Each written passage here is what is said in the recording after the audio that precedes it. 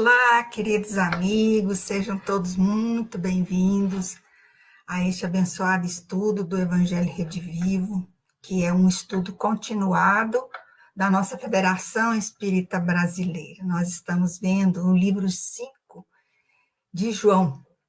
Nós vamos interpretar a mensagem de Jesus do Novo Testamento, versículo a versículo, à luz do Espiritismo. E vamos saudar o pessoal que já está aqui na nossa sala. A Márcia Coelho está sempre conosco, a Marilu também, a Glauce, pessoal fiel, a Marlene Tax, Carlinhos Taiano, a Gisele Baraldi, Josemar Alves, o Arley. Muito bom, gente, vocês já estão conosco aqui, sejam todos muito bem-vindos. E para dar seguimento ao nosso estudo, nós vamos convidar a Lenira para fazer a nossa leitura. Oi, Lenira, boa noite. Boa noite a fazer todos. A nossa leitura e a prece. Então, vamos nós, né? Vamos fazer nossa leitura de harmonização.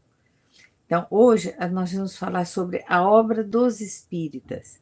Está no livro Palavras Sublimes, um livro do Chico, de autores diversos, mas o nosso hoje, o capítulo 26, a obra dos espíritas, é de Francisco Leite Bittencourt Sampaio, né?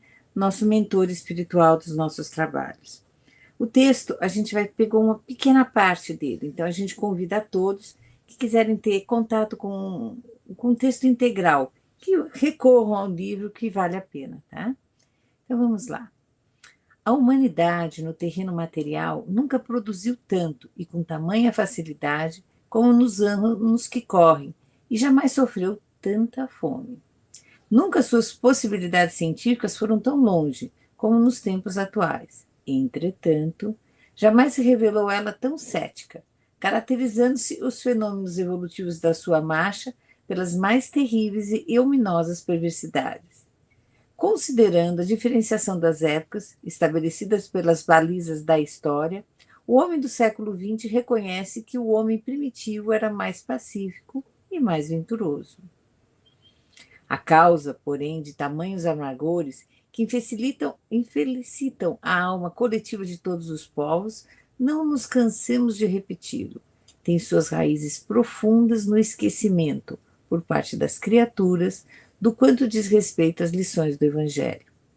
Será debalde que surjam reformadores à revelia do que já nos foi ensinado há 2000 anos? Todas as prescrições filosóficas que não buscarem no Divino Mestre as raízes e a bússola dos seus trabalhos serão apenas fenômenos esporádicos e transitórios das atividades e cogitações de alcance meramente humano. Ninguém poderá ultrapassar o código divino.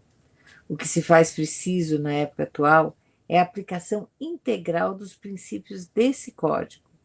Todos os sofrimentos que excruciam as nações e as criaturas, tomadas de penosos assombros ante a perspectiva ameaçadora e funesta da guerra, serão eliminados ao preço de experiências sagradas, nas quais o ensinamento de Jesus ressurgirá de todos os escombros para consagrá-lo à personificação de toda a verdade.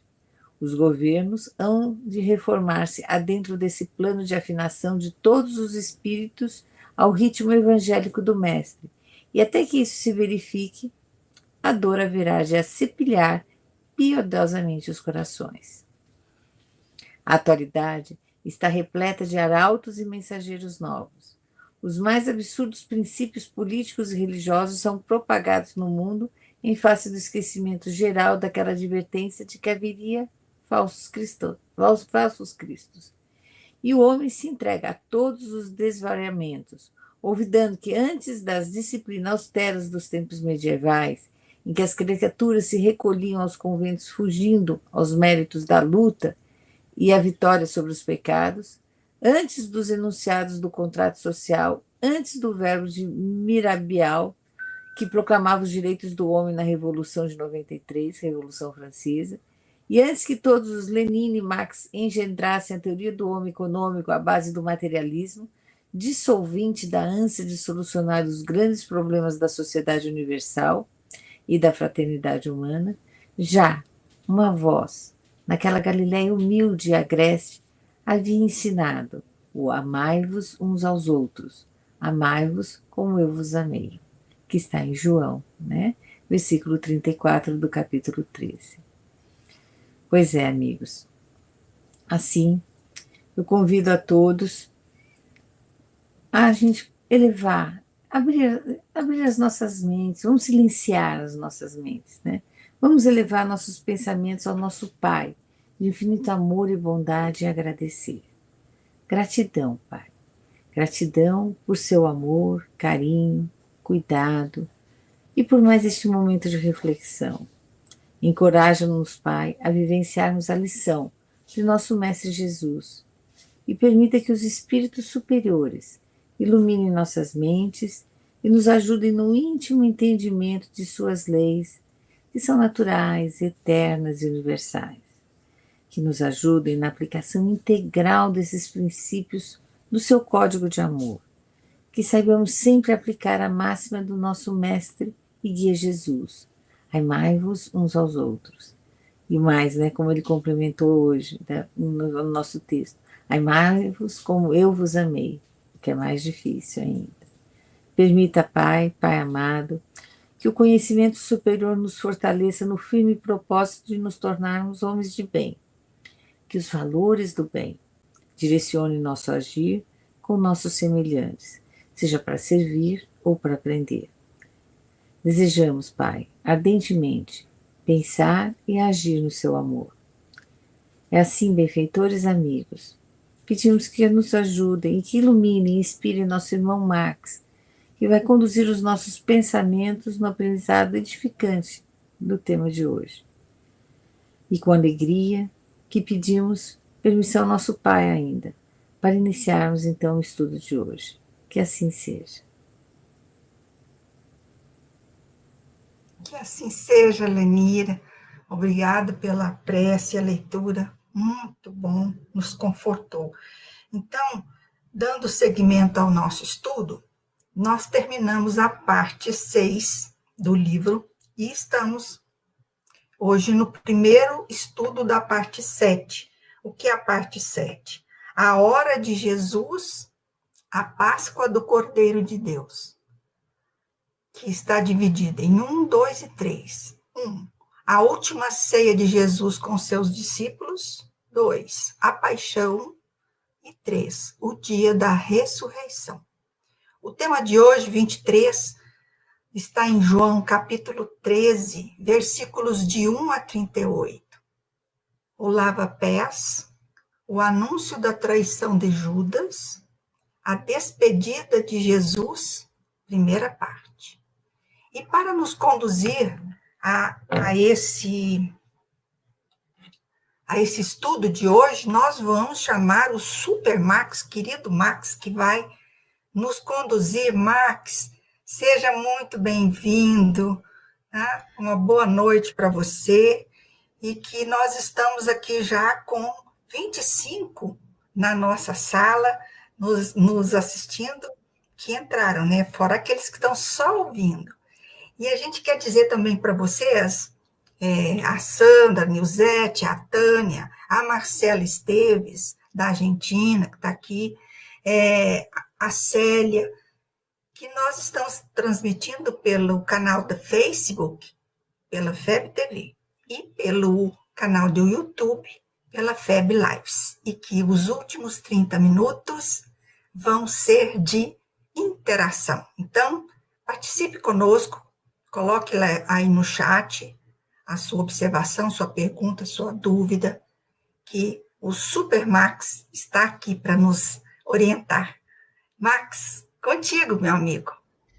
Bom Muito trabalho. Obrigado, Super Janice, Super Evangelho, Super Estudo, né? Nós estamos aqui todos juntos no super conquistar da nossa paz íntima, né? Então, hoje nós vamos fazer mais um avanço de compreensão estudando o Evangelho tão importante que é o Evangelho de João, que trata de maneira diversa dos nossos outros 3 evangelistas, né?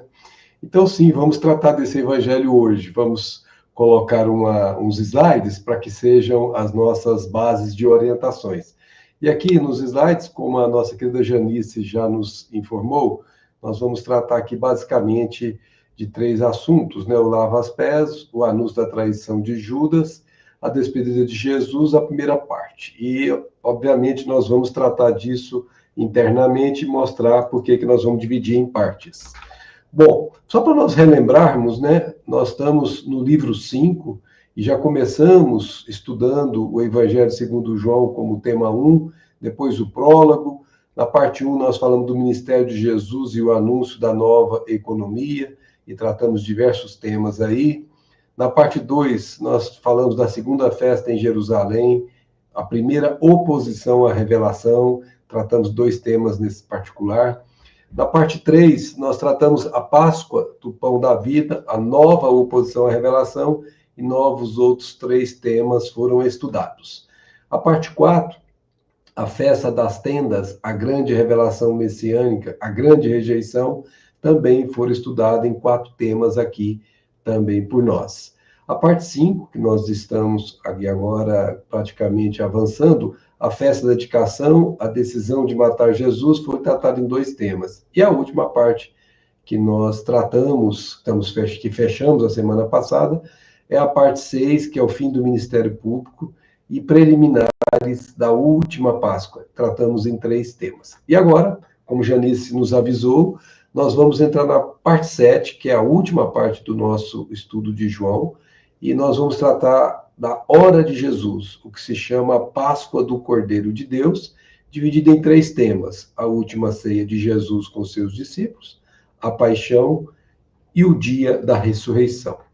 Bom, essa parte 7, ela é dividida em bastante temas, é a parte mais longa que nós temos do Evangelho.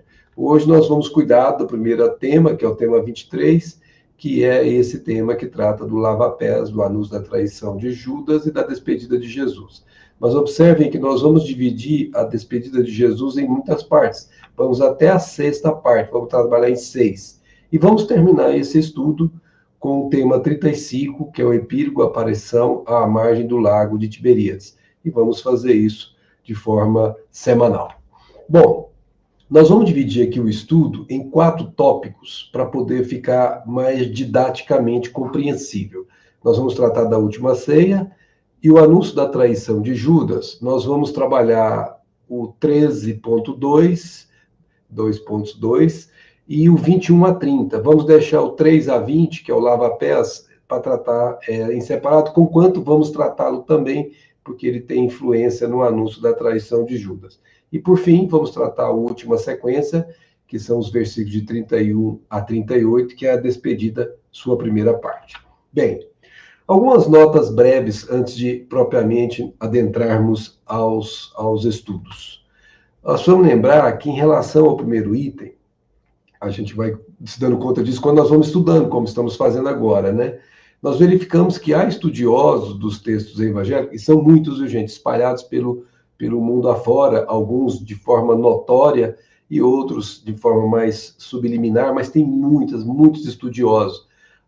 O grande ponto é que a grande parte deles se prende mais ao estudo histórico, do contexto histórico, enquanto que nós, os espíritas, nos prendemos ao estudo da moral do Cristo, né? O que está por trás da letra, o que é que nós vamos tirar disso. Então, nós vamos ver que é um fato que nós precisamos registrar, mas que para nós não vai impactar, porque não afeta aquilo que nós estamos buscando nesse estudo, que é a questão moral. Então, há estudiosos desses textos evangélicos que questionam a data exata da última ceia de Jesus. Olha o nível de questionamento, data exata. Nós estamos falando de 2000 anos atrás, em que seria, assim, muito pouco provável que essas precisões fossem mantidas por tanto tempo. Mas, enfim, era dessa forma, lembrando que os evangelhos foram escritos depois que Jesus já tinha partido. Mateus, por exemplo, 65 anos depois. Então, assim, considerando que ele tinha as primeiras notas, né, que Emmanuel nos conta no livro Paulo e Estevão, mas o evangelho dele, que foi conhecido como canônico, é de 65 depois de Jesus, depois da era Jesus. Então, há uma diversidade natural, né? Porque quando você compara esses tempos com as situações daquilo que aconteceu 65 anos antes, a gente percebe que não é fácil chegar a essa conclusão. Então, eles interpretam que, pelo registro do quarto evangelista, que é João, a última ceia teria ocorrido um dia antes das festividades da Páscoa, enquanto os demais evangelistas, Mateus, Marcos e Lucas, eles acham ou disseram que teria sido no mesmo dia da Páscoa judaica. Aí nós vamos ver que isso é uma questão de observação mais detalhada. Quer ver?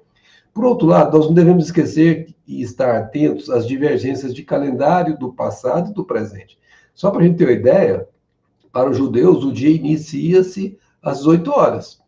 Aqui no Ocidente, nós sabemos que é contado a partir da meia-noite, né? Para nós é estranho, né?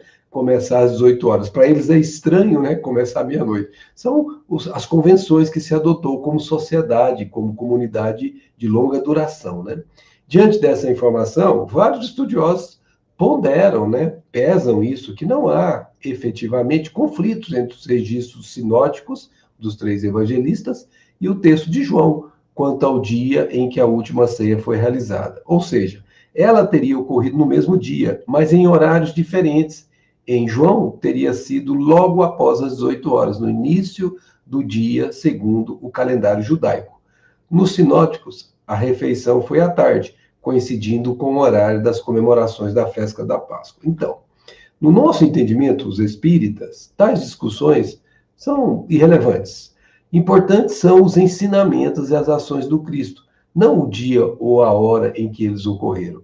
Para Bittencourt Sampaio, que foi lida a mensagem no início, independentemente do dia e horário da realização da última ceia, João, o evangelista, nesse versículo, completa a narração dos 3 sinóticos sobre o assunto. Então, o importante é isso, é buscarmos a essência da linguagem e não nos prendermos a esses detalhes de horário que não agregam absolutamente nada na compreensão moral do Evangelho. Conquanto seja importante registrar, seja importante estudar, mas não é o essencial. É isso que nós gostaríamos de deixar claro.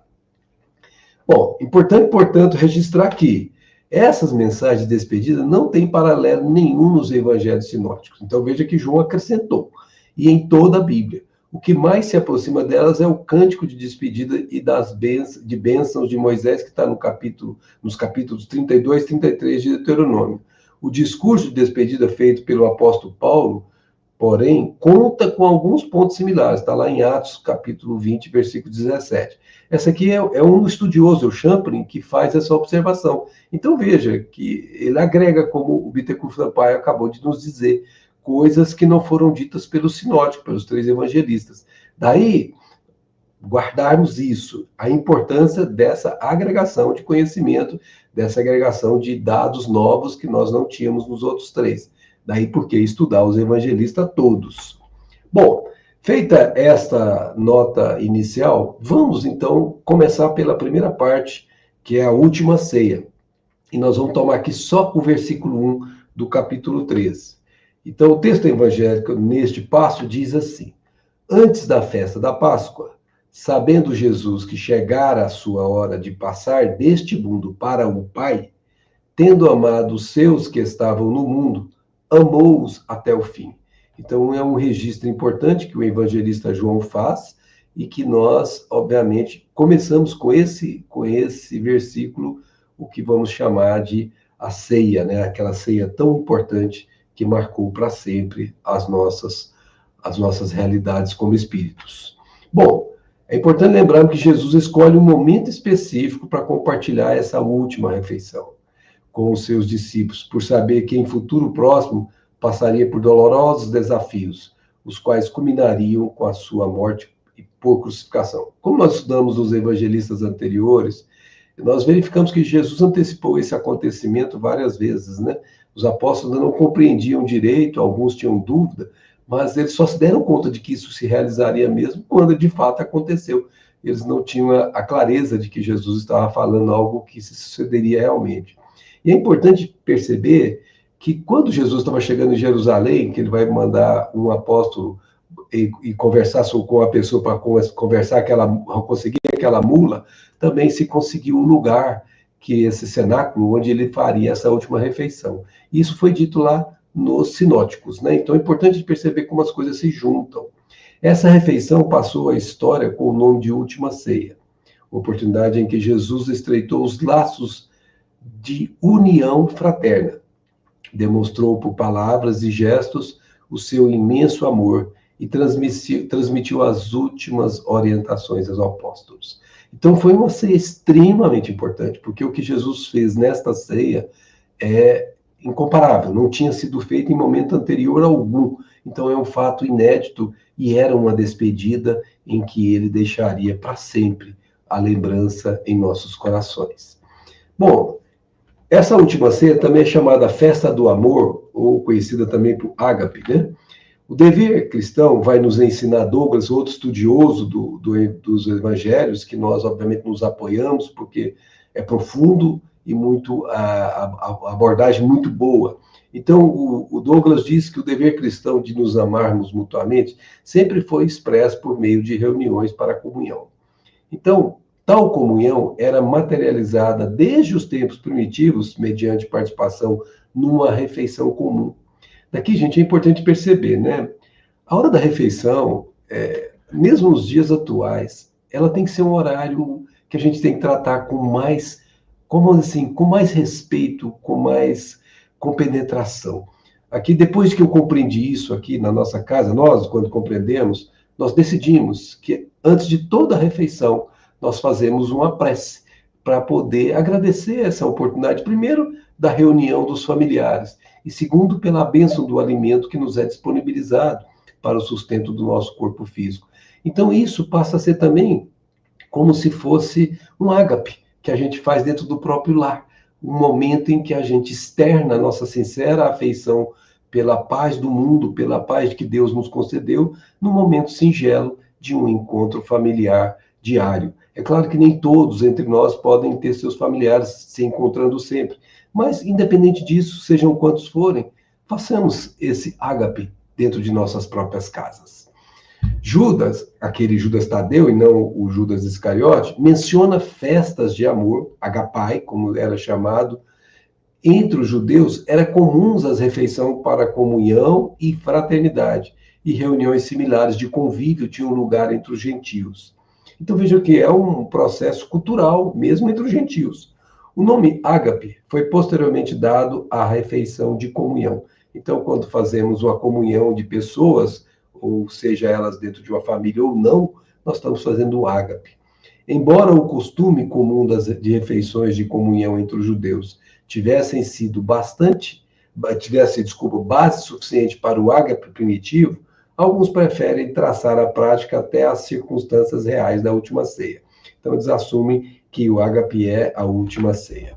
Jesus, tendo de deixar, agora é Bittencourt Sampaio que vai nos dizer, tendo de deixar a terra pelo sacrifício que se consumaria no Gólgota, come a última Páscoa com os seus apóstolos e os prepara. Importante isso, gente, porque era um momento que, daquele momento em diante, eles não se veriam mais como vinham vendo quase 3 anos seguidos. Eles estariam, a partir dali, com Jesus apenas em espírito, até que, obviamente, se consumasse o processo da sua desencarnação naquela cruz infamante. E ele, obviamente, faz esse momento preparando pelos duros momentos que eles iriam encontrar depois que Jesus se fosse. E ele vai fazer isso por um sinal que reconhecidos como seus discípulos. E esse sinal nós vamos ver ao final de nosso estudo. Nós vamos ser reconhecidos como discípulos de Jesus por esse sinal.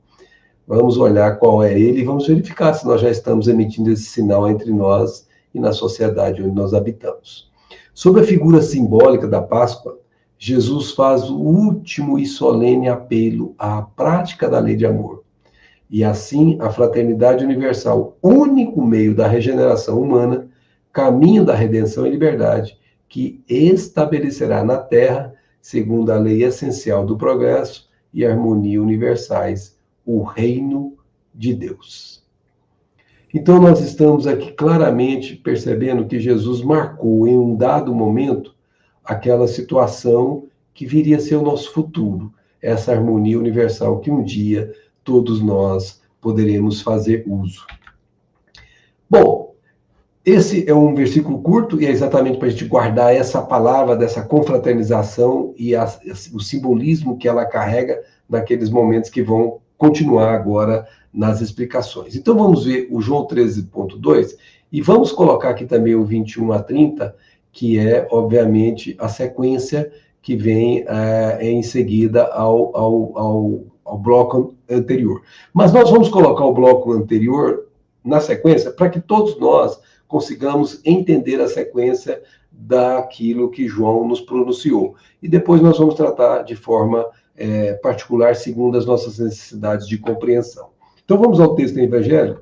Eu peço permissão, ele é longo, nós vamos começar com a parte mais curta, mas depois eu peço permissão para que nós possamos ler integralmente as demais partes, para que elas sejam, de alguma forma, permeadas em nossa intimidade. Então, continua João dizendo, durante a ceia, quando já o diabo pusera no coração de Judas Iscariote, filho de Simão, o projeto de entregá-lo. Então, aqui João antecipa o que Jesus vai dizer ao longo da sua fala nessa ceia que nós estamos aqui agora estudando. E ele vai usar o termo diabo, né? Que é um termo pesado nos dias de hoje, mas com a significação própria naqueles dias. Bom, sabendo que o Pai tudo colocara em suas mãos e que ele viera de Deus e a Deus voltava, levanta-se da mesa, depõe o manto e, tomando uma toalha, cinge-se com ela, ou seja, amarra na sua cintura, né? Depois põe a água numa bacia e começa a lavar os pés dos discípulos e a enxugá-los com a toalha com que estava cingido.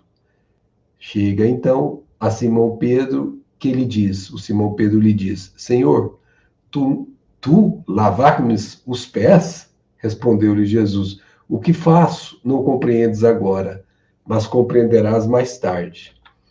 Disse-lhe Pedro, jamais me lavará os pés. Jesus respondeu-lhe, se eu não te lavar, não terás parte comigo. Simão Pedro lhe disse, Senhor, não apenas meus pés, mas também as mãos e a cabeça. Veja como Simão Pedro era, né, variava de um lado para o outro. Jesus lhe disse, quem se banhou não tem necessidade de se lavar, porque está inteiramente puro. Vós também estáis puro, mas não todos. Primeiro sinal que Jesus dá, que há entre eles um traidor. Ele sabia, com efeito, quem o entregaria. Por isso diz, nem todos estáis puros. Depois que lhes lavou os pés, retomou ao seu manto, voltou à mesa e lhes disse, compreendeis o que vos fiz? Vós me chamais de mestre e senhor, e dizeis bem, pois eu o sou. Se, portanto, eu, o mestre e o senhor, vos lavei os pés, também deveis lavar-vos os pés uns dos outros, ou uns aos outros. Dei-vos o exemplo para que, como eu vos fiz, também vós o façais. Gente, um ensino direto, mas com exemplificação do próprio mestre e senhor. Veja como isso é forte, falando aos apóstolos que hoje repercutem a nós, hoje, os que nós queremos ser seus discípulos. Em verdade vos digo, continua Jesus, o servo não é maior do que o seu senhor, nem o enviado maior do que quem o enviou. Olha que bacana. Ele coloca a situação dos apóstolos como servos, que não pode ser maior do que o próprio Jesus. E o Jesus coloca o Pai Celestial, que o enviou, que ele não pode ser maior do que o Pai. Veja como é aquela questão da gente falar humildade, né? A humildade não é você passar como um tadinho, não. A humildade é você ser quem você é. E Jesus era exatamente isso. Ele dizia o que era exatamente. Ele era maior do que os apóstolos? Sim. Mas ele não era maior do que Deus, como ele também disse. Sim. Se compreenderdes isso, eu e o praticardes, olha a expressão, gente, felizes sereis. Então, usando a palavra felizes, bem-aventurados, se você quiser outra tradução, mas para que você seja, para que eu seja, para que nós sejamos felizes, ele diz bem claro, como em outras oportunidades ele nos disse isso. Se compreendeis isso e o praticardes, não basta compreender, lembra? Compreender, meditar, sentir e viver, que é o praticar. Então nós precisamos compreender primeiro, mas nós precisamos trazer isso para o campo do coração para que a gente possa ir para a prática sem pestanejar. Não falo de todos vós, Eu conheço os que escolhi. Mas é preciso que se cumpra a Escritura. Então, ele estava se referindo aos profetas que vieram antes dele, sobretudo Isaías, né? Mas não só ele. Aquele que come o meu pão levantou contra mim o seu calcanhar. Essa é uma frase que está lá em um dos profetas. Digo-vos isso agora, antes que aconteça, para que quando acontecer, creais que eu sou. Ou seja, ele estava fazendo uma profecia para o entendimento das pessoas. Ele estava antecipando o futuro naquela asserção que ele acabara de anunciar.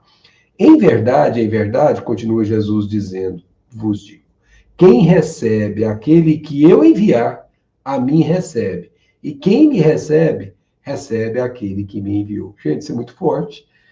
Olha só o que ele está dizendo. Quem recebe aquele que eu enviar, então, se ele nos enviou em nome dele, Jesus próprio está recebendo, porque nós estamos falando, ou quem estiver sendo enviado em nome dele, você vai em nome dele. Então, vamos receber assim. Recebe aquele que me enviou. Então, veja como é responsabilidade enorme ser um enviado de Jesus, porque você está levando o próprio Jesus por onde você for. E aí o trecho que nós vamos analisar aqui agora, que termina essa fala de Jesus, tendo dito isso, Jesus perturbou-se em seu espírito e declarou. Provavelmente Jesus sentiu-se condoído, né, pelo que iria acontecer com o próprio Judas, que tinha tomado aquela decisão, e como nós temos uma regra no mundo espiritual, uma regra que vem de Deus, que não se violenta as consciências de ninguém, Judas também não foi violentado na sua consciência, sendo impedido de fazer o que ele queria fazer, se permitiu que ele fizesse. Mas isso, como nós sabemos, lei de causa e efeito, trouxe consequências bastante graves para ele, como traz para qualquer um de nós quando entramos em dissonância com as leis de Deus. E disse Jesus, em verdade eu vos digo, um de vós me entregar. É muito forte, não está falando para os 12 ali, né? Os discípulos entreolhavam-se sem saber de quem falava. Estava à mesa, ao lado de Jesus, um de seus discípulos, aquele que Jesus amava.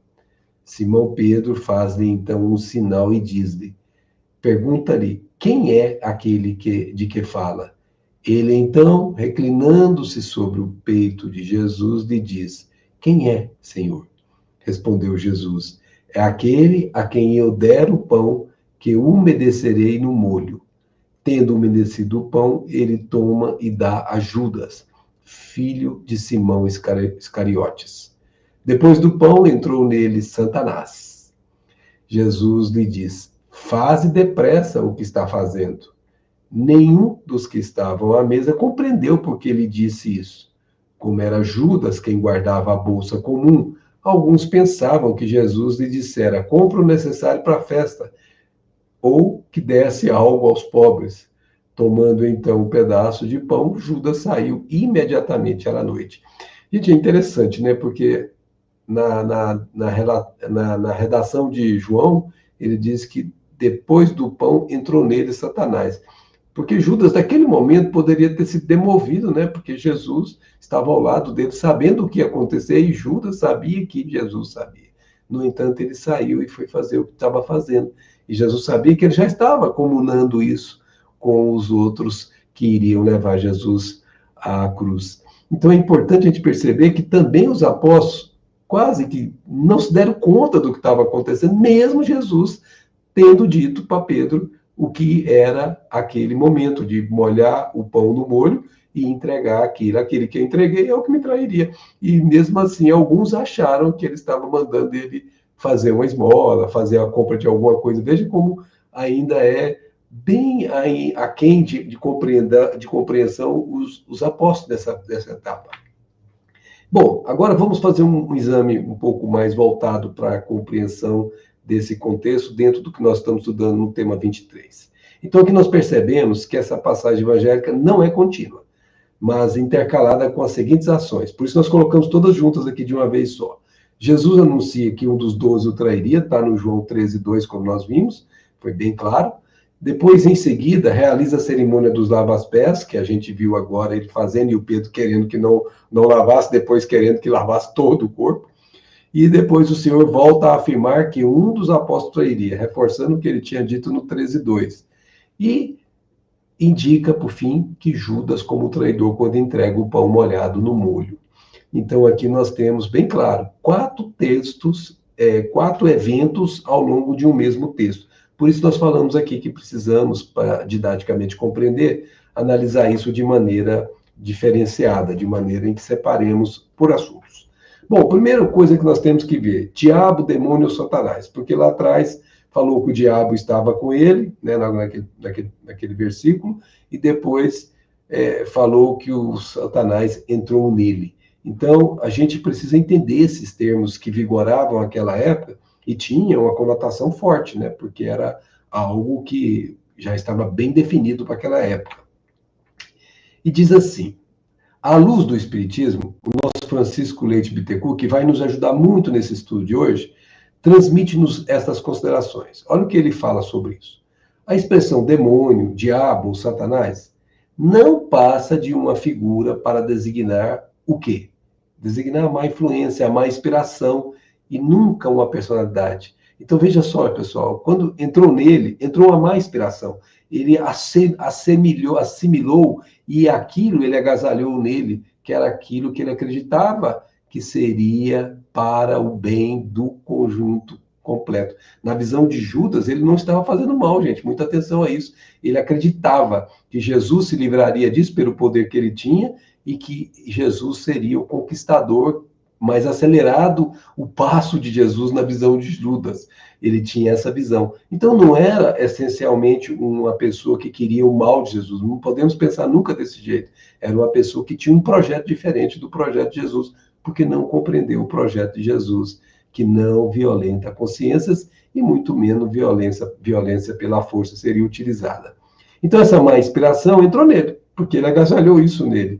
Mas nunca vejam isso como demônio, diabo ou Satanás, como uma personalidade eterna, como a gente aprendeu durante muito tempo em escola religiosa anterior. E que o homem pode ficar submetido a despeito da vontade. Não, nós temos clareza que a força de vontade, a capacidade de resistir à tentação ao mal é de propriedade do ser humano. E ele consegue fazer isso se tiver boa vontade. O venerável mentor do programa do estudo de O Evangelho Redivivo, nosso querido Bittencourt Sampaio, conclui a sua análise com estes outros esclarecimentos que nós trouxemos aqui.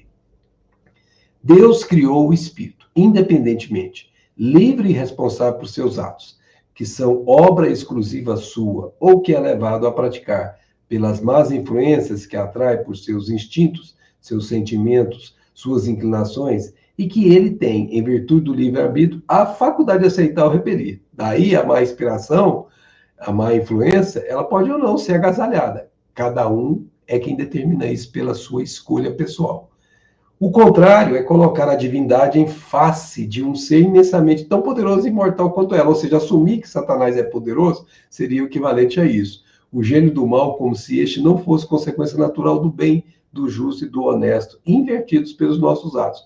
Então, diabo, demônio, Satanás é criação humana e não divina. Isso são figuras de linguagem que nós usamos para forças poderosas realmente de inspiração, que se você não tiver muita força de vontade, você pode deixar se envolver por elas. Por isso que Jesus disse, vigiai e orai, para que não entreis em tentação, porque a tentação está ao nosso lado. Entrar em relação com ela ou não, corre pela nossa responsabilidade e vigilância.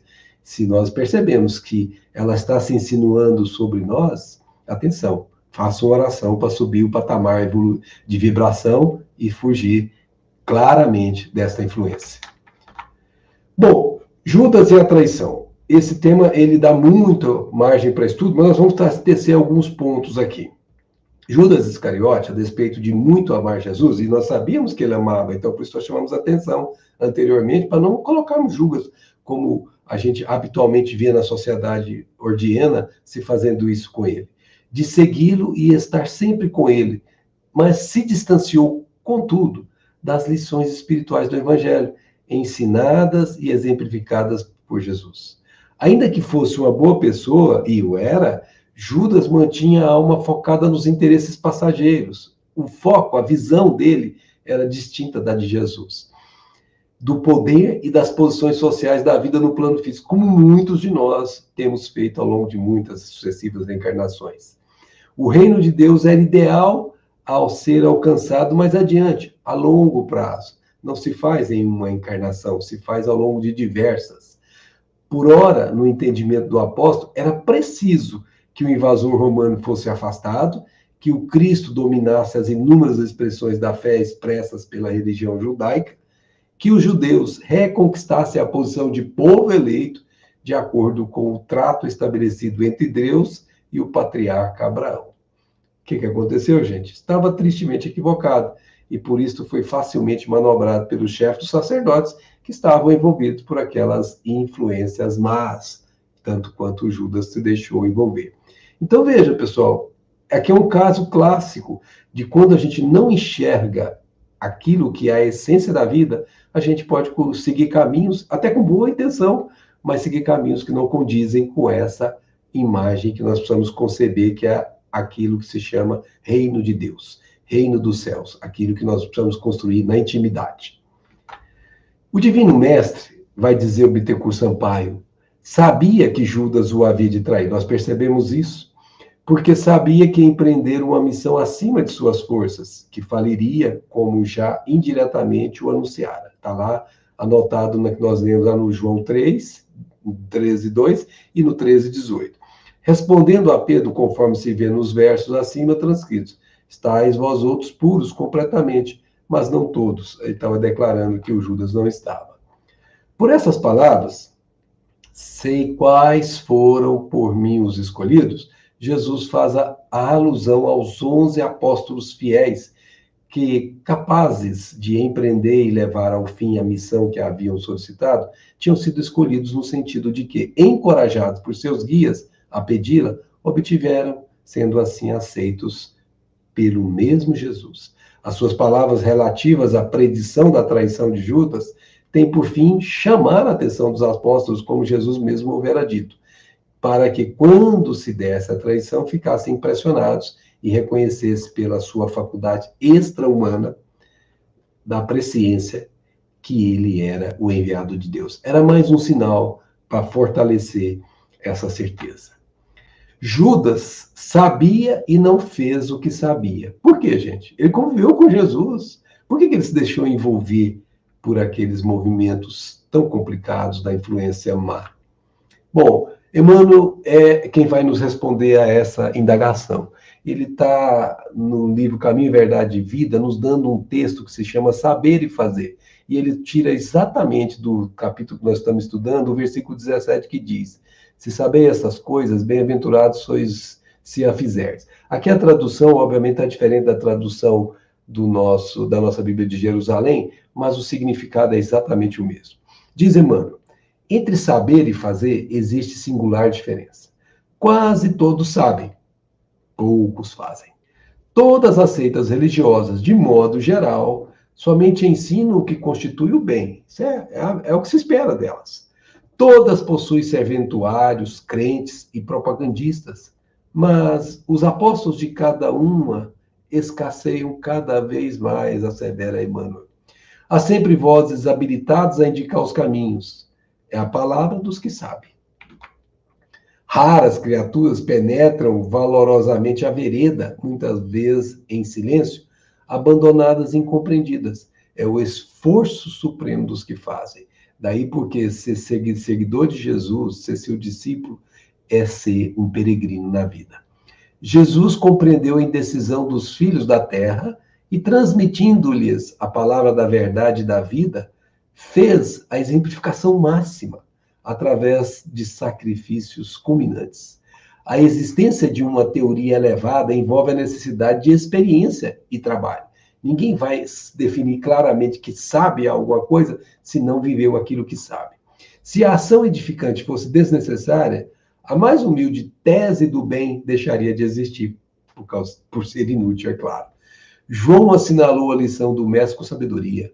Demonstra o versículo que somente os que concretizam os ensinamentos do Senhor podem ser bem-aventurados, que lá foi traduzido como felizes. Aí reside no campo do serviço cristão a diferença entre a cultura e a prática, entre o saber e o fazer. Entendemos, pessoal? Olha como é belo Não basta compreender o Evangelho de Jesus, precisamos vivenciá-lo. Mais detalhes sobre as traições de Judas, que nós falamos, daria para a gente falar muito mais coisas, mas nós convidamos as amigas e os amigos a irem lá no livro 2, do tema 56, e também no livro 3, no tema 34. Lá nós vamos encontrar, e também no de Lucas, no tema 37. Lá nós vamos encontrar essa tratativa sobre Judas novamente, porque nós falamos que os sinóticos tratam com uma face e João trata visando outra face. Mas é bom juntar as três. É isso que é importante, estudar conjuntamente os 4 evangelistas, e aqui você tem a oportunidade de fazer isso. Então, está o convite feito às amigas e os amigos. Bom, podemos agora passar para o lava-pés, que é o versículo que vai de 3 a 20, que nós, obviamente, deixaríamos de comentar no anterior. E o texto evangélico nós já trouxemos, sabendo que o Pai tudo coloca em suas mãos e que ele viera de Deus e a Deus voltava, levanta-se da mesa, depõe o manto e, tomando uma toalha, cinge-se com ela. Depois põe água na bacia e começa a lavar os pés dos discípulos e a enxugá-los com a toalha que está cingido. Chega então Simão Pedro, eu estou repetindo, viu, gente, para poder te gravar, que lhe diz: Senhor, tu lava-me os pés. Respondeu-lhe Jesus: o que faço não compreendes agora, mas compreenderás mais tarde. Estamos repetindo porque nós vamos analisar. Disse-lhe Pedro: jamais me lavarás os pés. Jesus respondeu: se eu não te lavar, não terás parte comigo. Simão Pedro lhe disse: Senhor, não apenas meus pés, mas também as mãos e as cabeças. Guarda essa frase, que nós vamos tratar dela. Jesus lhe disse: quem se banhou não tem necessidade de se lavar, porque está inteiramente puro. Vós também estáis puro, mas não todos. Ele sabia, com efeito, quem o entregaria, por isso disse: nem todos estáis puros. Depois que lhes lavou os pés, retomou o seu manto, voltou à mesa e lhe disse: compreendeis o que vos fiz? Vós me chamais de mestre e senhor, e dizeis bem, pois eu o sou. Se, portanto, eu, o mestre e o senhor, vos lavei os pés, também deveis lavar-vos os pés uns aos outros. Dei-vos os exemplos, para que, como eu vos fiz, também vós o façais. Em verdade, eu vos digo, o servo não é maior do que o Senhor, nem o enviado maior do que quem o enviou. Se compreenderdes isso e o praticardes, felizes sereis. Não falo de todos vós, eu conheço os que escolhi, mas é preciso que se cumpra a Escritura. Aquele que come o meu pão levantou contra mim o seu calcanhar. Digo-vos isso agora, antes que aconteça, para que, quando acontecer, creais que eu sou. Em verdade, eu vos digo, quem recebe aquele que eu enviar, a mim recebe. E quem me recebe, recebe aquele que me enviou. Recebe Deus. Bom, vamos aqui então extrair um pouquinho. A gente repetiu tudo de novo, porque é muito forte essa passagem e precisamos guardá-la conosco. O que significa tirar o manto? Tirar o manto indica afastar qualquer obstáculo que impediria ou dificultaria o lava-pés, que quer dizer muito claramente a humildade de fazer um ao outro. Este gesto de Jesus reflete sobretudo que ele, o Messias planetário, despia-se do manto da autoridade para servir a humanidade em nome de Deus, pois, segundo os costumes da época, somente os servos e os escravos cingiam o corpo com um pano, toalha ou avental. Daí porque Emmanuel nos esclarece, o Cristo, que não desdenhou a energia fraternal na eliminação dos erros da criatura humana, afirmando-se como Filho de Deus nos divinos fundamentos da verdade, quis proceder, olha só, quis proceder desse modo, para quê? Para revelar-se o escravo pelo amor da humanidade. O escravo pelo amor da humanidade, a qual vinha trazer a luz da vida, na abnegação e no sacrifício supremos. Depois desse sacrifício de trocar a autoridade pelo simbolismo da escravidão, ele daria a própria vida orgânica para que nós compreendêssemos a salvação que vem dele. O momento é solene. Jesus já se despedia dos discípulos, preparava-se para essa realidade. Fez isso várias vezes, anunciando para eles o que viria, que ficariam sós e teriam que dar continuidade à divulgação da mensagem, ainda que os acompanhassem e os auxiliassem do outro lado da vida.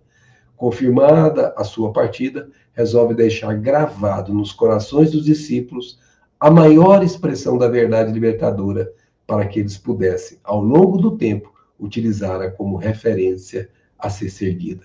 Reverbera até hoje em nossas almas esse momento de Jesus.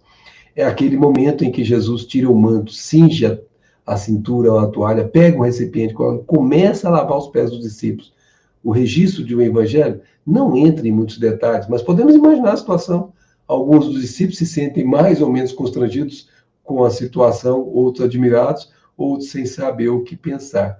Pedro, um dos constrangidos, né, um pouco mais distante, observa que está acontecendo mais pelo que fala a Jesus, depois podemos supor que ele estava contrariado. E depois de contrariado, quando Jesus fala, ele passa a entender e diz: lava-me também as mãos e a cabeça, Senhor. Então veja que o sentido de compreensão, aqui já não é Pedro sozinho falando, é que tem inspiração espiritual, com certeza, como tinha dito a ele em determinado momento, quando diz: tu és o Cristo de Deus. Ele estava inspirado, como Jesus mesmo disse, que não foi carne e sangue que revelou. E aqui provavelmente foi a mesma situação. Lava-me também as mãos e a cabeça, Senhor. Em outras palavras, Simão Pedro pede a Jesus que não lhe lave somente os pés, mas que lhe aclare a mente, o raciocínio, o entendimento, para que ele possa alcançar aquela expressão, aquele momento sublime em que Jesus está dando o maior exemplo que a humanidade poderia receber. E, de novo, nosso querido Bittencourt Sampaio esclarece ao nos explicar o significado espírita do lava-pés. Então, Jesus, o Messias de Deus, conhecendo a sua origem, quis, pelo fato emblemático do lava-pés, dar aos homens, aos quais chama seus irmãos, o exemplo da humildade e renúncia. Duas palavras que estão claramente enfeixadas nesse ato. Sim, o Divino Redentor, tendo consciência exata de sua origem, de sua natureza, de seus poderes, sabendo que era espírito protetor e governador do nosso planeta, encarregado do nosso desenvolvimento, do nosso progresso e de nos conduzir à perfeição, sabendo que viera de Deus e que ia tornar a natureza espiritual que lhe era própria, quis, por esse ato emblemático do lava-pés, mostrar aos homens o caminho que abrira e percorrera, pelo qual devem eles, os homens, sem fraquejar, sem cessar, marchar e avançar para se elevarem e, purificando-se, voltarem a Deus pela perfeição. Caminho que é o da humildade e da renúncia. Da humildade pela simplicidade do coração e brandura do espírito. Da renúncia pela ausência de orgulho e de egoísmo. De todos os vícios e de todas as paixões. Praticando assim a lei de amor, que é o resumo da justiça, da caridade, da abnegação e do devotamento a todos, conclui nosso querido Bittencourt. Bom, aqui tem uma análise literal que corrompeu muito essa compreensão, que foi a análise literal que foi feita dos lava-pés, né? Essa análise literal, ela transformou-se ao longo dos séculos em prática simbólica e superficial, perdendo o sentido essencial desse momento, distante do significado que foi transmitido pelo Cristo, que de antemão sabia que as coisas assim, consoante a esta sua afirmação que faço, não o compreendes agora, mas compreendereis mais tarde. De fato, somente após termos lavado o orgulho e o egoísmo do nosso espírito e demais imperfeições morais, seremos considerados puros. Consoante estas outras palavras de Jesus, que se banhou, não tem necessidade de se lavar, porque está inteiramente puro. Vós também estáis puros, mas não todos. É verdade. Nem todos os integrantes do grupo dos 12 traziam um coração puro, mas ao contrário, ainda o mantinham prisioneiro das necessidades transitórias da vida na matéria. Jesus referia-se a Judas Iscariote e pode estar se referindo a muitos de nós que estamos querendo nos configurarmos como seus discípulos. E o significado essencial, que nós já abordamos um pouquinho, Emmanuel vai falar aqui dele de maneira mais dirigida. Ele chama Pés e Paz. Está no livro Encontros de Paz. Expressiva a decisão de Jesus lavando os pés dos discípulos. Recordemos que o Senhor não opera a ablução da cabeça que pensa, vê e ouve, traduzindo o sentimento com os dons divinos da reflexão e com as faculdades superiores da palavra. Nem lhes limpa as mãos, que trazem consigo a excelência dos recursos tácteis para a glorificação do trabalho, e a muda linguagem dos gestos que exprimem afetividade e consolação. Não, Jesus lava-lhe simplesmente os pés, nem cabeça e nem mãos, base de sustentação do corpo e implementos da criatura física, que entram em contato com a lama e o pó da terra, padecendo espinheiros e charcos, e purifica-lhes semelhantes apêndices, necessários à vida humana, sem reproche e sem queixa. Lembremos-nos, pois, do ensinamento sublime e lavemos os pés uns dos outros com a bênção da humildade, no silêncio do amor puro, que tudo compreende, tudo suporta, tudo santifica e tudo crê. Porquanto apenas tolerando e entendendo a poeira e o lodo que ainda repontem dos caminhos alheios, é que redimiremos os nossos, atingindo a verdadeira paz. Todos nós estamos pisando na lama e nos caminhos escravosos. E por fim, a despedida, primeira parte, para nós encerrarmos o nosso encontro de hoje. Quando ele saiu, o Judas, né, disse Jesus: agora o Filho do Homem foi glorificado e Deus foi glorificado nele.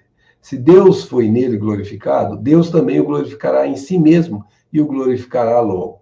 Filhinhos, por pouco tempo ainda estou convosco. Vós me procurareis, e como eu havia dito aos judeus, agora também vou-lo digo: para onde vou, vós não podeis ir. Dou-vos um mandamento novo, que vos ameis uns aos outros, como eu vos amei. Amai-vos também uns aos outros. Nisto reconhecerão todos que sois meus discípulos, se tiverdes amor uns pelos outros. Simão Pedro lhe diz: Senhor, para onde vais? Respondeu-lhe Jesus: não pode seguir-me agora aonde vou, mas me seguirá mais tarde. Pedro lhe diz: por que não posso seguir-te agora? Darei a minha vida por ti. Jesus lhe responde: darás a tua vida por mim? Em verdade te digo, o galo não cantará sem que me renegues 3 vezes. Bom, o estudo da despedida de Jesus, como nós falamos, né, vai ser tratado naqueles capítulos seguintes, até o 28, e isso nos próximos encontros. Mas aqui hoje nós queremos chamar a atenção para os sermões de Jesus. Jesus despede-se dos apóstolos, transmitindo-lhes várias orientações conhecidas como Sermão do Cenáculo, expressão relacionada ao local onde foi proferido, isto é, casa de refeição, cenáculo. Casa onde se ceava ou jantava de ordinário no alto do edifício entre os antigos romanos. Tais recomendações finais indicam também uma síntese de sua pregação realizada durante 3 anos consecutivos e também transmissão das últimas orientações. Como contextualização histórica, lembramos que Jesus proferiu 4 sermões durante o seu messianato. Vamos relembrá-los. Sermão da Montanha, também chamado Sermão das Bem-aventuranças ou Sermão da Planície. Sermão profético, Sermão do Cenáculo, que acabamos de ver, e Sermão dos 7 ais, que são admoestações dirigidas aos escribas e fariseus. A respeito, destacamos essa observação importante da Bíblia, que constam 7 ais. A tradução bíblica de João Ferreira de Almeida constam 8. De novo, aquelas diferençazinhas que não importa para nós no que diz respeito à essência. Mas, gente, para terminar, a palavra final nossa aqui é o novo mandamento. Pensa que vos ameis uns aos outros como eu vos amei. Não é mais amar o teu próximo a si mesmo, em pessoal. Não. A referência, o modelo, o guia, estava ali agora se colocando como aquele que fez e que nós devemos fazer o mesmo. Espíritos encarnados e desencarnados, independente de sua origem, cultura, religião, serão conhecidos como os discípulos de Cristo se tiverem amor uns pelos outros. Os discípulos do Cristo aprendem que fora da caridade não há salvação, como nos ensina Allan Kardec. Não temem os desafios existenciais, por mais dolorosos que se expressam, compreendem e se esforçam diariamente para vivenciar a lei de amor ensinada pelo Mestre Nazareno. A única linguagem universal que unirá todos os habitantes da comunidade planetária. Por isso queremos terminar com essas reflexões de Emmanuel. O novo mandamento. Um novo mandamento vos dou, que vos ameis uns aos outros como eu vos amei. A leitura despercebida do texto induziria o leitor a sentir nessas palavras do mestre absoluta identidade com o seu ensinamento relativo à regra áurea. Entretanto, é preciso salientar a diferença. O ama a teu próximo como a ti mesmo é diverso do que vos ameis uns aos outros como eu vos amei. Então, ama a teu próximo como a ti mesmo é o segundo mandamento. E o novo mandamento é que vos ameis uns aos outros como eu vos amei. E é diverso, como disse Emmanuel. O primeiro institui um dever, em cuja execução não é razoável que o homem cogite da compreensão alheia. Ou seja, não tem que me envolver diretamente com o outro nesse caso. O aprendiz amará o próximo como a si mesmo. A referência é ele mesmo. Jesus, porém, engrandeceu a forma, criando um novo mandamento na comunidade cristã. O mestre refere-se a isso na derradeira reunião. Foi por acaso que ele deixou para dizer isso na última reunião com os amigos queridos, e foi dito na intimidade dos corações. A recomendação que vos ameis uns aos outros como eu vos amei assegura o regime da verdadeira solidariedade entre os discípulos, garante a confiança fraternal e a certeza do entendimento recíproco. Em todas as relações comuns, o cristão amará o próximo como a si mesmo, reconhecendo, contudo, que no lar de sua fé conta com irmãos que se amparam efetivamente uns aos outros. Esse é o novo mandamento que estabeleceu na intimidade legítima entre os que se entregaram ao Cristo, significando que, em seus ambientes de trabalho, a quem se sacrifique e quem compreenda o sacrifício, quem ame e se sinta amado, quem faz o bem e quem saiba agradecer. Em qualquer círculo do Evangelho, onde essa característica não assinala manifestações dos companheiros entre si, os argumentos da Boa Nova podem haver atingido os cérebros indagadores, mas ainda não penetraram o santuário dos corações. Compreenderam, mas não sentiram. Por isso, minha amiga e meu amigo, guardemos essa frase, porque ela é a frase que tem maior significância em nosso estudo hoje, na nossa visão. Um novo mandamento Jesus nos deu, que nos amemos uns aos outros, como Ele, o Cristo de Deus, nos amou. Muita paz a todas, muita paz a todos. Estamos aqui para as nossas conversas habituais. Muito bom, Max. O Hélio teve que sair, né? Então ele deixou um abraço a todos aí. Teve uma emergência, então eu vou convidar a Lenira para fazer parte aqui da nosso bate-papo, né? E temos aqui a Glaucia Araújo, Max, colocar aqui. Simão Pedro soube aproveitar tudo o que Jesus colocou para a mudança necessária. Foi um líder entre eles. Podemos assim considerar, sem privilégio, mas por conquista. Então, o Simão Pedro é uma personalidade bem, vamos dizer assim, bem marcante, né? Porque ele era rude. Quando aquela mulher se aproximou e tocou na fimbra das vestes de Jesus e parou o sangramento, Jesus perguntou quem me tocou, e ele foi logo dizendo, mas senhor, como quem te tocou? Está todo mundo encostando no senhor. Ou seja, ele era mais ou menos assim, estabanadão, né? Mas com coração enorme, né? Nós vamos compreender depois também, quando Jesus partiu, teve alguns embates com Paulo, né, sobre a questão da circuncisão, estimulado ali pelo Tiago, que era bem judeu, né, vamos dizer, nas suas concepções. E ele teve momentos bem doloridos também, que foi quando a profecia de Jesus se cumpriu, né, antes que o galo se cantasse.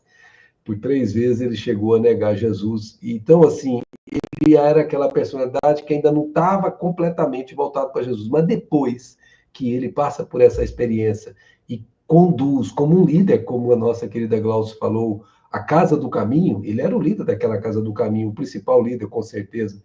Ele foi uma personalidade importantíssima, na qual Paulo se apoiou várias vezes para poder conversar sobre os rumos do Evangelho, né?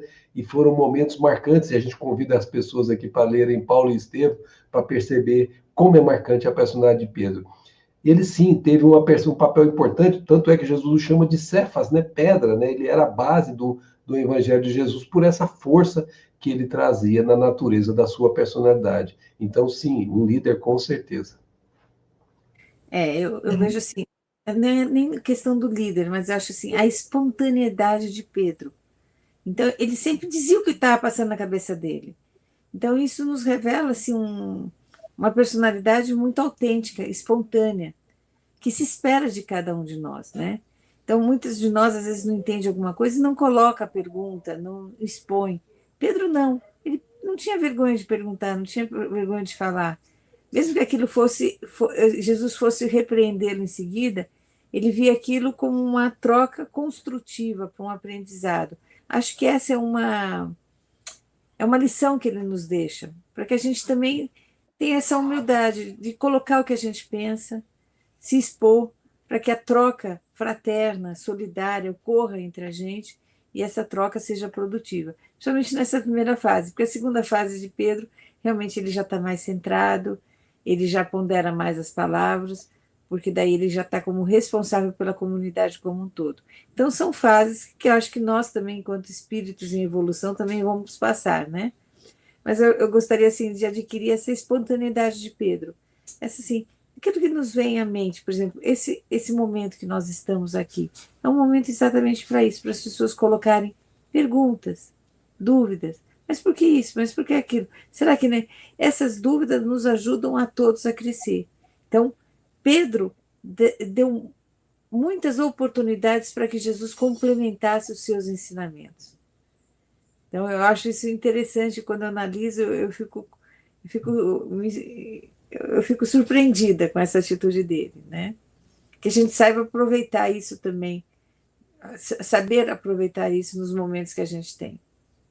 Muito bem, Lenir. E só aproveitando um pouco para explorar uma questão um pouco melhor, mais ainda, é importante a gente observar que tem a liderança imposta e tem a liderança nata, aquela que você tem ascendência, né? Pedro, por esse jeito espontâneo de ser que a Lenira muito bem colocou, naturalmente passou a ter nos seus companheiros uma personalidade nas quais eles podiam ver um orientador, um que desse uma direção. É esse sentido de liderança que nós estamos enfatizando aqui. Não é aquela que foi posta, Jesus diz, você vai ser o líder, você vai ser o seguidor. Não, ele conquistou isso pelo seu jeito de ser espontâneo e natural, fazendo dele aquela personalidade que os outros observavam. É aquilo que a gente chama de não ser articulada em palavras, essa liderança. Ela se constrói na sua própria característica. Por isso ele foi representativo para muitos. Nas tomadas de decisões que se faziam dentro da Casa do Caminho, Pedro estava sempre ali como um dos principais a serem consultados. Não que nós tivéssemos chefes lá dentro, não, mas deixar bem claro isso, não. Todos eles tinham suas responsabilidades, seus papéis, mas Pedro, por essas características que Denira bem colocou, ele tinha uma representatividade que era inigualável. Vou trazer a Gisela, que ela também quer participar conosco. Aí, Gi, aproveita e pode trazer seu comentário. Um pouquinho. Hoje em dia, nós vemos todos os discípulos não como bons líderes, porque nós temos o resultado de todo o trabalho deles, não? Especialmente quando começam de verdade a trabalhar não? No Evangelho, após Jesus ter se despedido deles. Mas Pedro, como bem Max falou, ele era rude, ele era uma pessoa que questionava, de bom coração, mas ele questionava, e como Lenira falou, é uma etapa que possivelmente todos nós já passamos, se não ainda muitas vezes, estamos ainda nessa etapa de questionar, de talvez rejeitar uma coisa nova porque não a entendemos. Não? Então, o exemplo que eu vejo de Pedro e de todos eles é que eles conseguiram superar essas etapas não? De uma forma praticamente rápida, não? Numa vida, obviamente, eles são espíritos que vêm de atrás, não? Com uma experiência, eles praticamente estavam prontos para receber Jesus, mas como todo na vida, a gente vai aprendendo, a gente erra, a gente se levanta, a gente pede ajuda.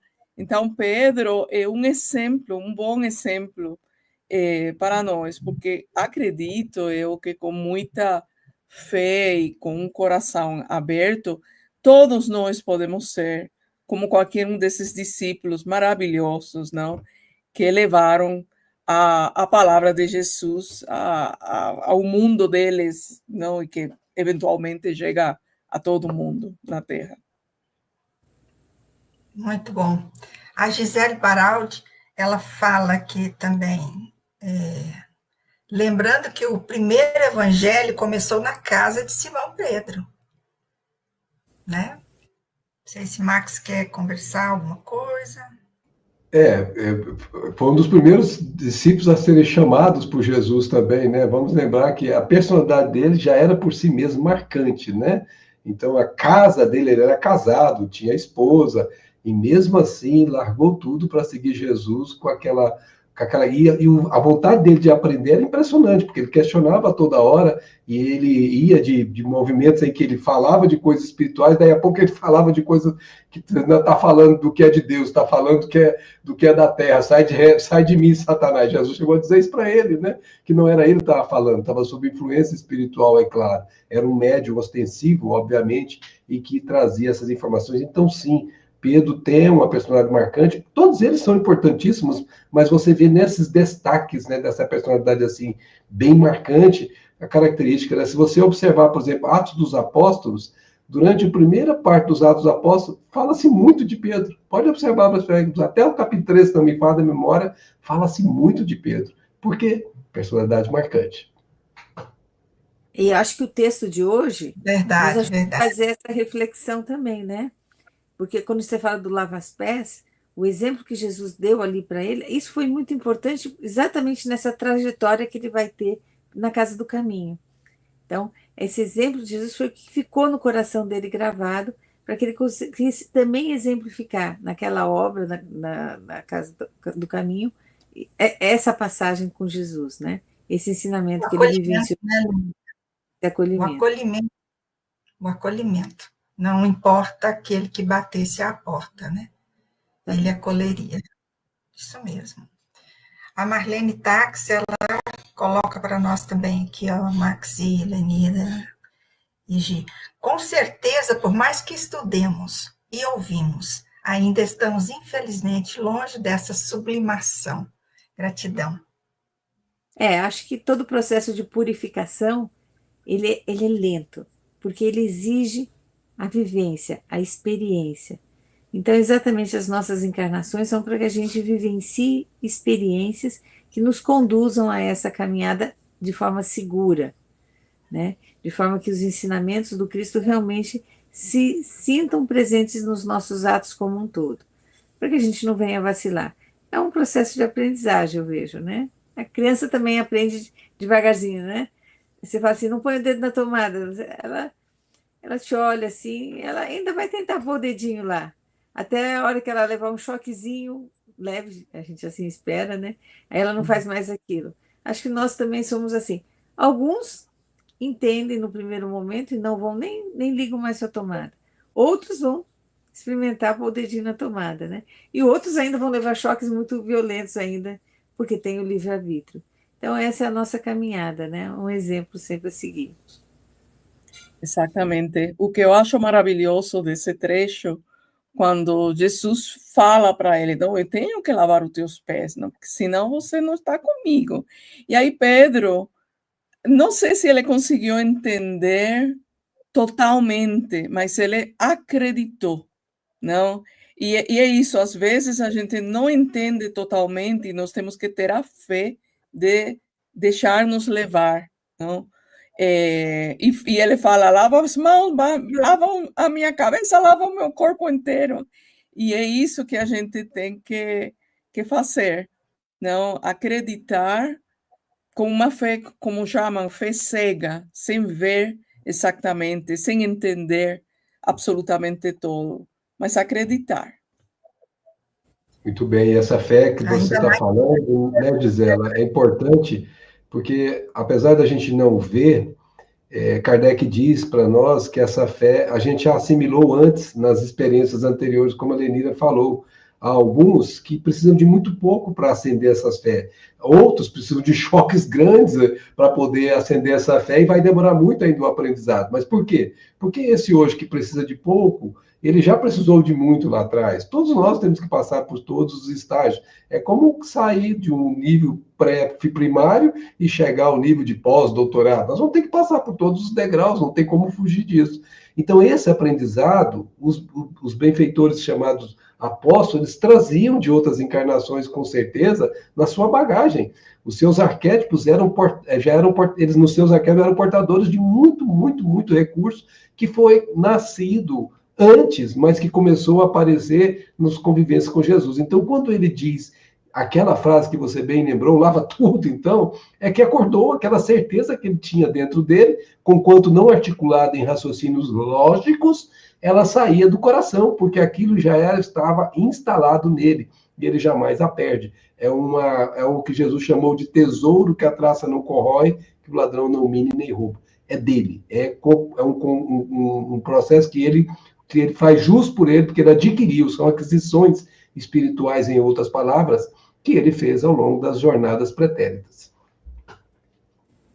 Bom, verdade, Max. Ainda mais vinda de Jesus, né, Max? Eu vou lavar seus pés. Aí ele, não quero que lave, tal. Ó, você não quer, eu vou te largar aqui. Você não vai estar mais comigo. Aí ele, né? Pô, eu tô duvidando de... Não, tem que aceitar aqui, aceita até mais, né? O Arley Robson também fala aqui para nós, Max, a expressão eu sou, dita por Jesus durante a última ceia, tem ligação a qual passagem do Antigo Testamento? Então, Warley, Jesus, quando ele diz eu sou, ele vai dizer isso em outro momento, está no Evangelho de João também, ele vai dizer que antes de Abraão ele era, e ele deixa todo mundo assustado, porque como? Se você tem 50 anos e Abraão já tem tanto tempo, como é que você era antes de Abraão? Ou seja, não entendiam nada do que ele estava falando, porque ele estava falando em espírito. Jesus, nós sabemos, é o governador deste planeta. Ele foi quem conduziu a formação do planeta. Portanto, ele já era espírito puro antes do planeta que nós habitamos, que já tem quase 5 bilhões de anos, 4,65 para ser mais preciso. Ele já era espírito puro, espírito crístico. Então, veja que ele, quando fala eu sou mestre e senhor, vós falais certo, eu sou mestre e senhor. Por quê? Porque ele sabia dessa sua realidade espiritual, que já era uma conquista de muitas e muitas existências, não neste planeta, em outros planetas que nós nem sabemos onde foi que Jesus conquistou. O fato é que ele já era portador dessas verdades nele, inatas, fazia parte natural dele, ao ponto dele dizer, eu e o Pai somos um, que levou muita gente a interpretar equivocadamente pela infantilidade da compreensão. Porque quando ele diz eu e o Pai somos um, significa que ele pensa e sente como se fosse o próprio Pai estivesse onde estivesse. Por isso ele estava representando Deus em todas as situações, mas não sendo o próprio Deus, mas sendo a expressão de Deus mais elevada que já desceu aqui para as nossas observações. Então, sim, ele já era um ser espiritualmente elevadíssimo antes mesmo do planeta existir.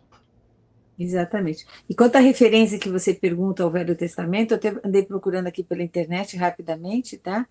Então eu encontrei assim que essa expressão eu sou foi utilizada por Deus quando ele disse a Moisés, eu sou o que sou. Então em João, Jesus se utiliza desse termo eu sou para fazer a declaração da sua missão de salvar o mundo. Então ele fala, eu sou o pão da vida, eu sou a luz do mundo. Então ele se utiliza dessa expressão nesse sentido, entendeu? Como o Max complementou. Verdade. Gi, quer falar alguma coisa? Não, eu ia falar a mesma coisa que a Lenira acabou de falar, que aparece nos livros de Moisés, não? Quando ele se encontra com o Espírito que fala em nome de Deus, não? Com Moisés, e ele fala, eu sou, também. Então, Jesus está repetindo as mesmas palavras. Que sabemos que era um espírito que estava falando com Moisés, não? Entendemos que era assim. Certo. Vamos lá, então. A Gláucia Araújo. Max, olha só.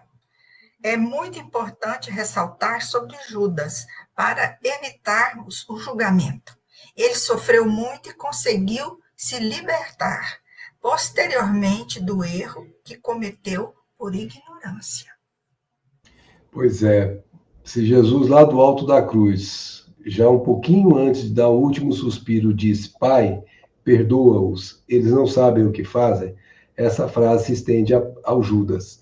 E dirá a alguns benfeitores, acho que Humberto de Campos é quem vai nos dizer isso, que o anjo foi aproximar-se de Jesus e Jesus foi socorrer Judas após o seu suicídio. Veja, ele estava na cruz e ainda saiu em espírito a socorrer Judas, porque sabia que era um filho perdido momentaneamente, mas que se recuperaria. E nós conhecemos o périplo de nosso querido Judas, porque ele vai, de uma forma definitiva, resgatar esse débito ao longo das encarnações, mas o ápice da encarnação será quando ele reencarnará como Joana d'Arc, e ali ele ressarce todos os débitos. Ah, Max, como é que você sabe que ele era Joana d'Arc? A informação procede de Victor Hugo, no livro O Solar de Apolo. E lá em Solar de Apolo ele informa que Judas foi encarnado em nossa querida menina de Doremi, né? A Joana. E essa foi a última encarnação que ele precisou para se depurar. Então a gente sabe que mesmo aqueles que cometeram erros como ele cometeu, têm a chance da sua redenção.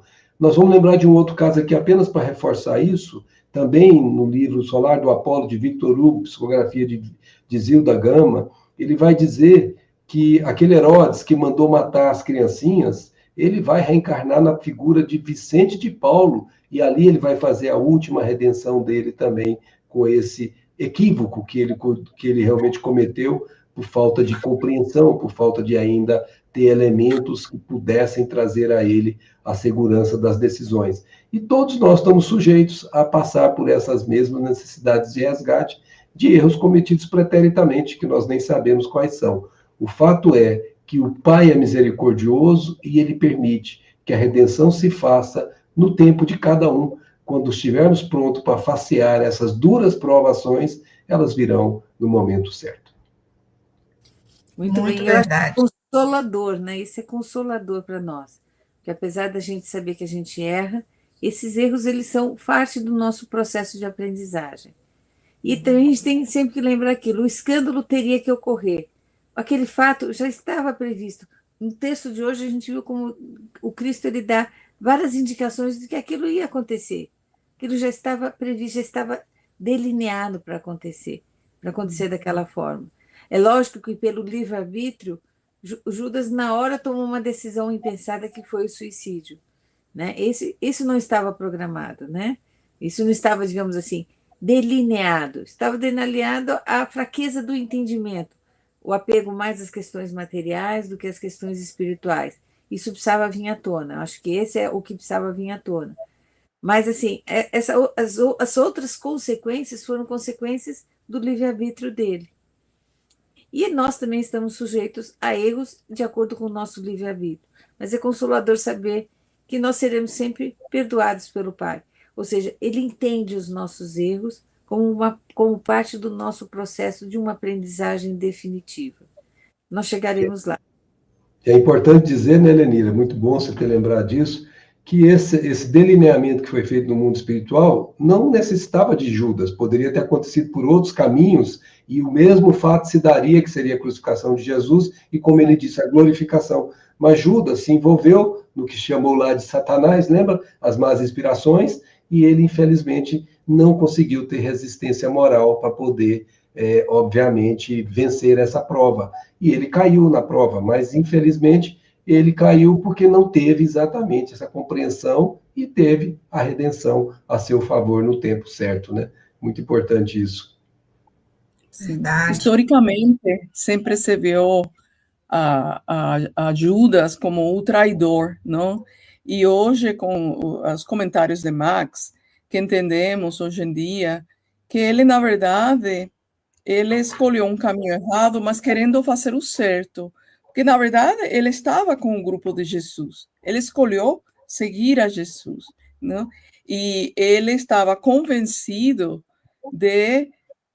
com as coisas que ele ia fazer, que fez, traiu Jesus, mas a coisa ia dar certo no final. Porque, claro, ele ainda não entendia, não compreendia que o que Jesus estava tentando explicar é que está um mundo espiritual muito mais importante do que o material.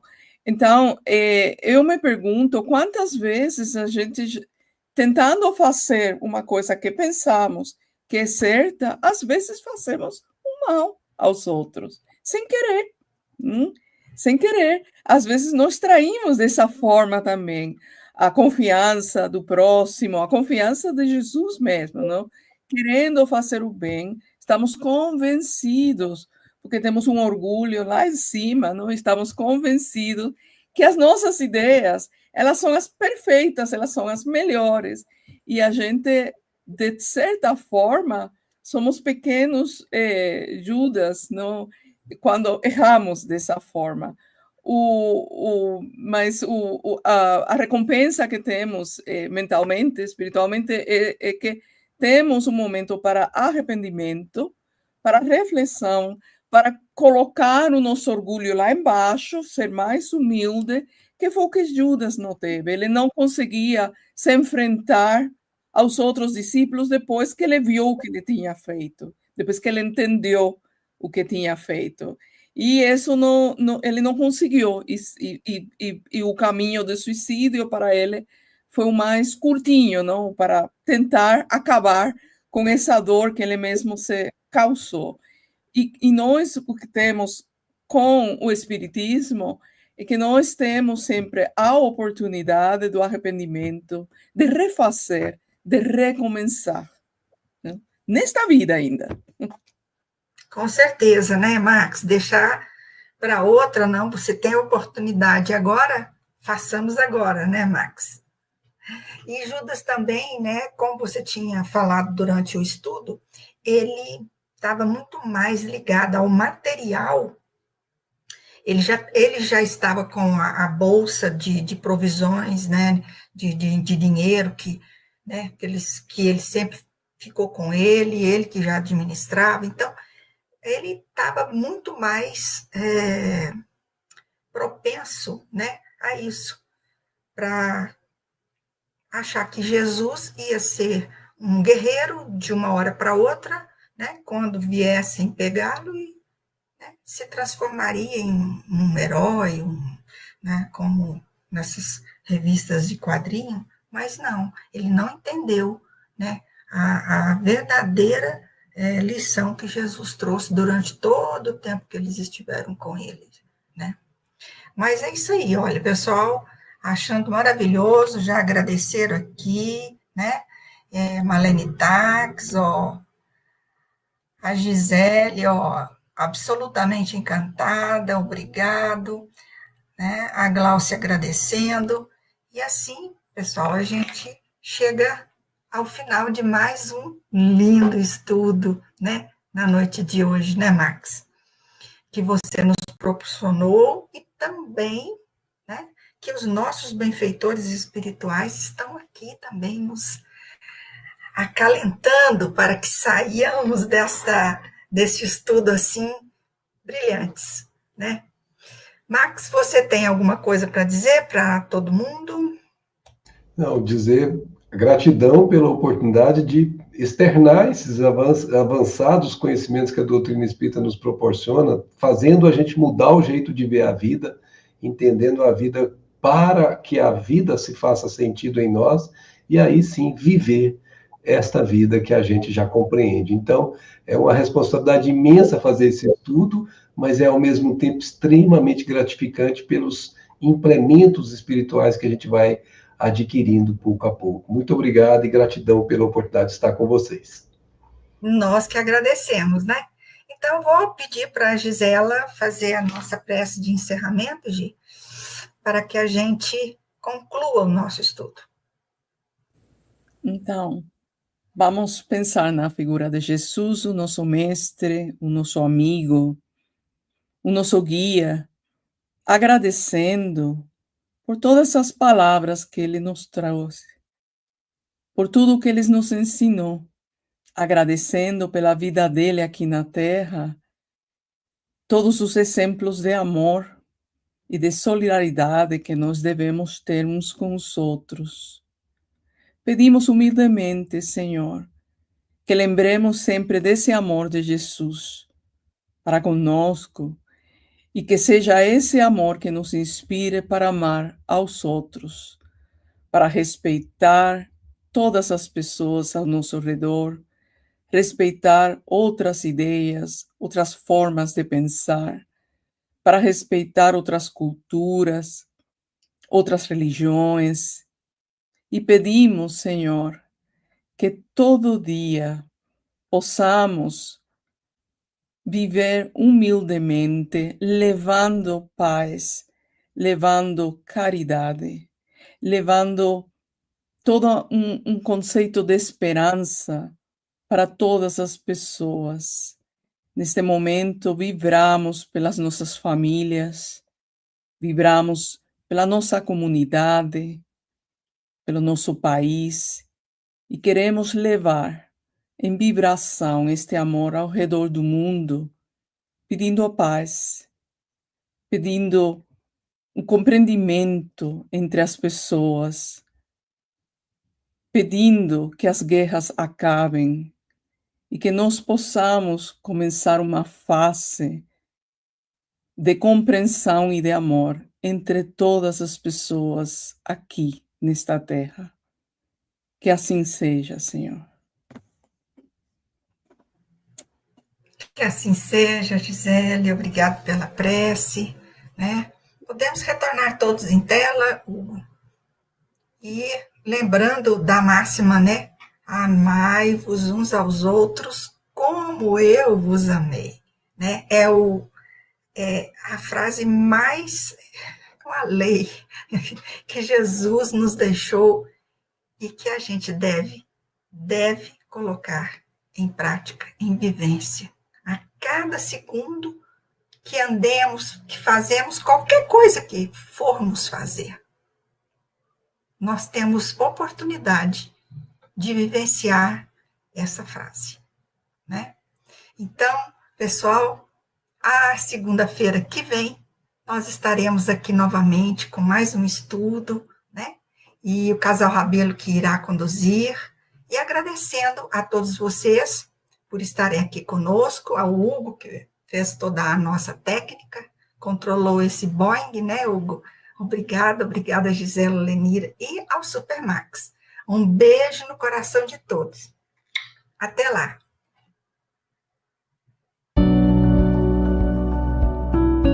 Somos impulsionados e motivados por um bem maior. Por meio da caridade e da vivência do Evangelho do Cristo, chegamos onde chegamos. Conquistamos o que conquistamos. O nosso trabalho acolhe quem mais precisa, e independente da distância, nossos meios acessam lugares que antes pareciam inalcançáveis. A comunicação é chave em todos os setores de nossa sociedade, e ela muitas vezes nos permitiu abraçar quem precisava de atenção em momentos de dor e angústia. Esse trabalho é feito com muita dedicação por toda uma equipe profissional, preparada para produzir diversos tipos de conteúdos que alcançam o público. Já são mais de 4.000 conteúdos de qualidade, disponibilizados gratuitamente em nossas plataformas, produzidos por comunicólogos, produtores audiovisuais, cenógrafos, editores, designers, programadores e técnicos de áudio. Toda essa estrutura só é possível graças a você, apoiador do nosso trabalho. E somos gratos por toda a sua doação até aqui. Mas este trabalho precisa continuar. Podemos acolher ainda mais pessoas e para continuar alcançando tantos corações, precisamos de você. Por isso, mais uma vez, contamos com seu apoio financeiro. Apenas com ele poderemos avançar ainda mais e continuar próximos de você. Trabalhamos pelo consolo, pelo esclarecimento e pela esperança. E sabemos que somente juntos com você poderemos fortalecer essa corrente. Apadrinha FEB TV. Estamos juntos com você através da FEB TV. Acesse doe.febtv.com.br e faça sua doação.